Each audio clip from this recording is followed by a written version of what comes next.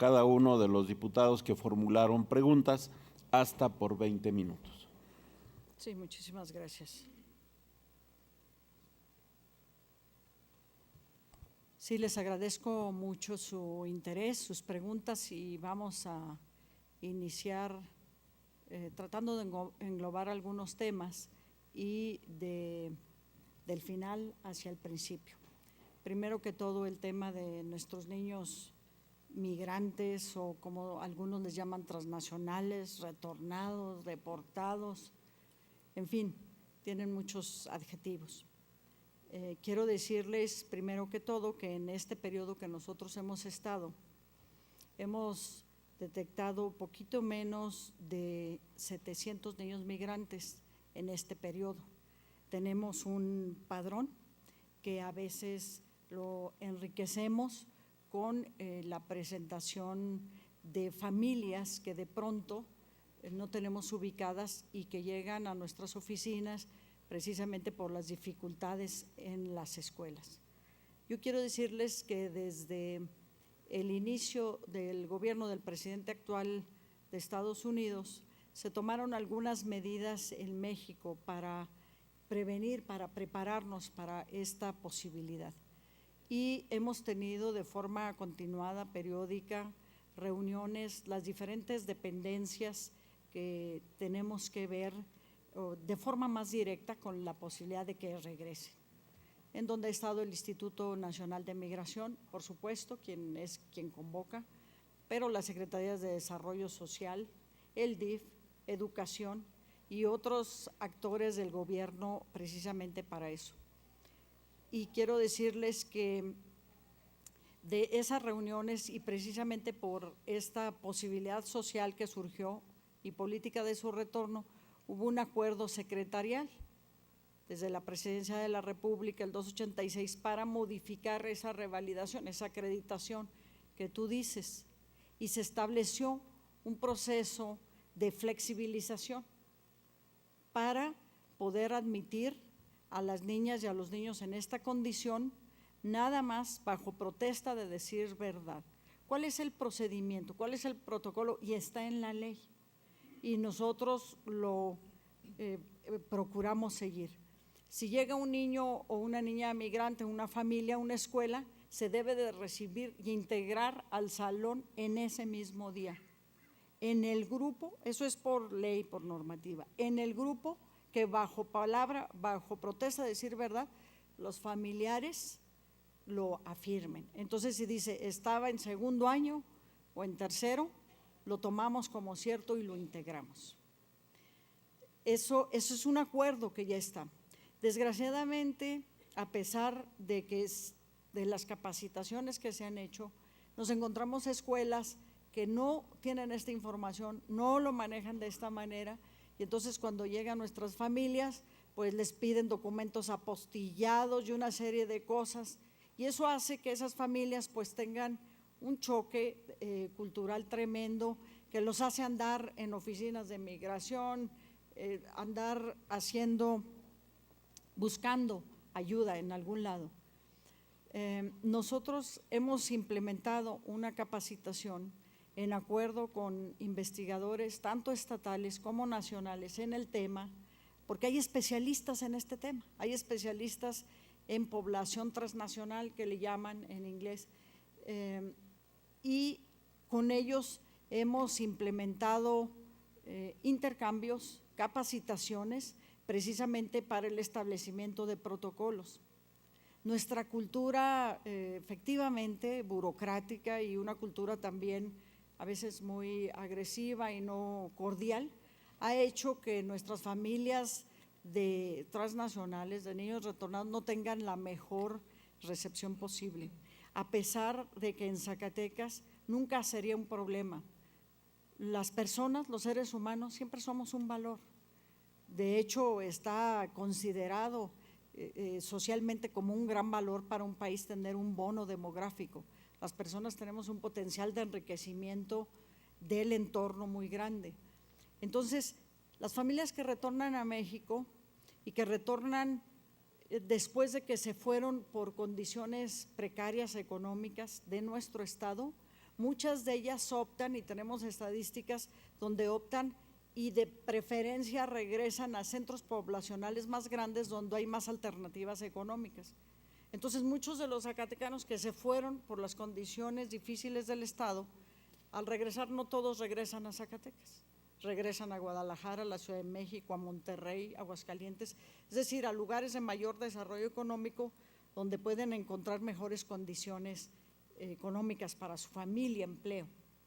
Entonces, la recepción que nosotros tenemos de Zacatecas, hay cifras que tiene el Instituto Nacional. Resulta que los zacatecanos que regresan, solo un porcentaje llega a Zacatecas. Nosotros tenemos registrado 681 migrantes en estos 2 años y 31 nuevos que estamos apenas registrando ahora, y con ellos estamos trabajando precisamente en esta posibilidad de apoyarlos a su integración, pero no es un programa específico, no es algo a lo cual le asignemos un presupuesto específico, es con la misma estructura que tiene la Secretaría. Estamos firmando un convenio con una universidad en Pensilvania para tener aquí una investigadora muy distinguida, es de las principales investigadoras del mundo en este tema, para formar un equipo, ahora sí en Zacatecas, y un programa justamente para reconocer ese gran valor que tienen las familias transnacionales que llegan con nosotros. Son familias que saben un idioma que nosotros no sabemos, que tienen una cultura de la cual podemos aprender muchas cosas. Entonces, hemos trabajado en capacitaciones de forma un poco improvisada para valorar, para darle el valor adecuado que tienen nuestras niñas y niños migrantes y las familias que retornen a nosotros. Y estamos escribiendo un guión precisamente para hacer un protocolo completo que queremos dejar en un material audiovisual y escrito, y trabajar junto con nuestras escuelas normales formadoras de maestros, para que desde ahí los estudiantes que van a ser nuestros maestros lleven esa formación y esa cultura de ver cuál es un protocolo adecuado, cómo tratar a las niñas y a los niños, cómo aprovechar las ventajas culturales de su presencia. Entonces, es algo que estamos realmente en construcción, pero en una conformación de un equipo de investigación binacional y en el que hemos tenido resultados. Tenemos documentos, tenemos material audiovisual y tenemos capacitaciones, pero no un programa completo que le llamemos, que lo identifiquemos y que le asignemos un presupuesto. Tendré mucho entusiasmo de trabajar con ustedes en que podamos consolidar ese programa completo. En el tema de la acreditación de la identidad, es un tema muy importante, también tenemos toda la disposición en el Departamento de Certificación. Tenemos muy claro este acuerdo secretarial que facilita las condiciones y que tiene diferentes etapas. La primera, la de recepción, es recibir a la palabra y a partir de ahí construir documentos. Y también hay una serie de protocolos y de procedimientos que tiene que ver en los diferentes niveles con hacer evaluaciones, por ejemplo, o una indagatoria para ver qué nivel de conocimientos tienen y una ubicación, si es, por ejemplo, en educación superior. Entonces, pero nos falta mucho, porque nuestra cultura todavía no tiene ese nivel de madurez para que lo recibamos de forma espontánea, dándoles la bienvenida. Entonces, abrazo con mucho entusiasmo la posibilidad de que trabajemos en estos temas para tener un programa integral completo y con un presupuesto específico para ello. También esto está relacionado con el tema de los maestros en inglés que nos decían. Tenemos casi 300 maestros que están dando inglés en nuestras escuelas, en este programa nacional de inglés. Dentro de la reforma educativa, este programa nacional de inglés es un programa que tiene diferentes fases de escalamiento, es decir, va a ir creciendo, tiene esa planeación para ir creciendo. No podemos de pronto, y si consideramos que tenemos 5,400 escuelas, pensar que tenemos maestros de inglés en todas las escuelas. Es lo mismo que nos pasa, por ejemplo, con los psicólogos. que no podemos considerar en una sola etapa, pensar que tenemos la presencia de apoyo psicológico en cada una de las escuelas por el monto que representa. En educación todo se transforma en miles cuando se habla de recursos humanos y en miles de millones cuando se habla de presupuesto. Entonces, hasta el momento tenemos casi 300 personas. Estamos haciendo un esfuerzo muy grande para poder dar una capacitación y tener lo que ellos mismos llaman un grupo élite de enseñanza del inglés como segunda lengua en Zacatecas. Se han hecho una inversión considerable de varios millones de pesos para tener diferentes tipos de certificaciones en la enseñanza del inglés.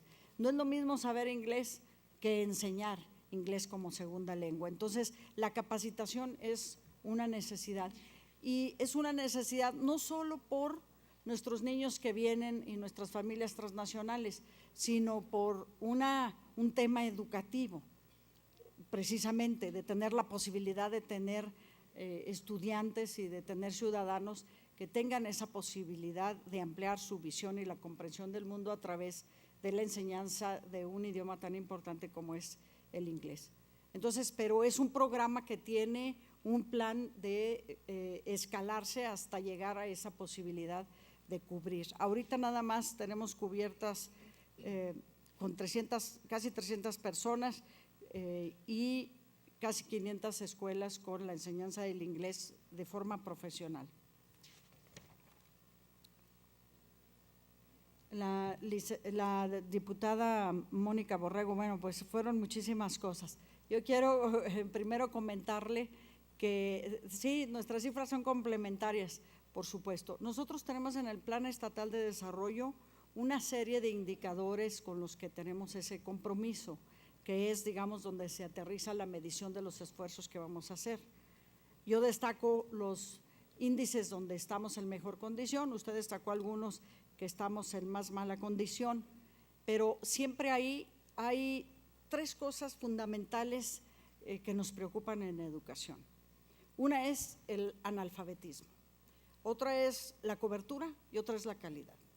En analfabetismo quiero decirte que somos de los estados que más avances ha tenido en los últimos años, y el tener 2.7, como usted muy bien lo mencionó, significa tener 30,000 personas en esa condición. El esfuerzo que hemos hecho es de que casi 9,000 en estos 2 años han dejado el analfabetismo. Para tener bandera blanca, un estado se requiere que esté abajo del 4%, el global estatal, y que ninguno de los municipios integrantes tenga índices de analfabetismo con 2 dígitos. Ya estamos cumpliendo con esas condiciones. Son unos cuantos requisitos administrativos que tendremos que cubrir para izar bandera blanca en alfabetismo. Y quiero decirte que este es uno de los rubros en los que Zacatecas ha más avanzado y de forma ya continua por muchísimos años. Entonces, me parece que ese es un buen índice. En términos de la cobertura, pues hay esa preocupación. Hay algunas cifras que no coinciden, que será muy bueno que las revisemos de forma conjunta, pero quiero decirte que el índice de cobertura en primaria es superior al promedio, en Zacatecas es superior al promedio en el país, es un buen índice. Tenemos casi la misma cobertura en secundaria, también es arriba del promedio, y por supuesto que cuando pensamos cobertura quiere decir qué porcentaje de la población que tiene la edad de estar en la escuela pues está realmente ahí.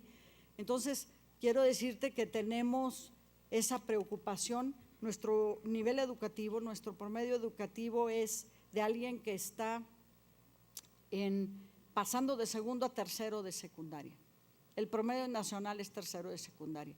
Pero justo en estos años, cuando se hace la transición de secundaria a preparatoria, es cuando ocurre una caída de la cobertura significativa. Y otro momento muy difícil es cuando de la preparatoria a educación superior ocurre otra caída más grande, de tal manera que muy rápidamente de venir en primaria con una cobertura prácticamente del 100%, pues tenemos una caída hasta del 30 y tantos, tú dices 34% en educación superior. Esa es una preocupación muy grande. En el país es ligeramente más alta el promedio, pero es una preocupación muy grande porque eso lo que significa es que de cada 10 jóvenes que están en edad de estar en universidad, tan solo 3 lo están y el resto no lo está. Y por supuesto tú dices, ¿qué programas hay para poder retenerlos, para aumentar la cobertura? Bueno, pues un mecanismo siempre que ha funcionado en esta condición es justamente y de forma, digamos, para obtener resultados en corto plazo, pues son las becas. Por eso el compromiso del gobernador en becas ha sido creciente, por eso tiene esa preocupación de que no se dupliquen las becas y de que podamos ser más eficientes en el uso de las becas.